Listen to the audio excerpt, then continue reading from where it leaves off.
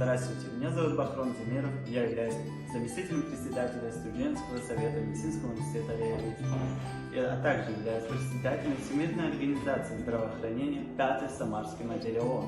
Являюсь волонтером ресурсного центра развития добровольчества и активистом молодежного движения Общероссийского народного фронта.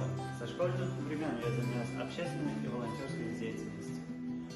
Свою профессию я определился сразу, потому что я всегда с детства хотел помогать людям. Поэтому я поступил в медицинский университет РИА, участвовал во многих мероприятиях в качестве волонтера, таких как «Белая ночь» Фандрайзинга, «Пластилиновый дождь» и многие другие.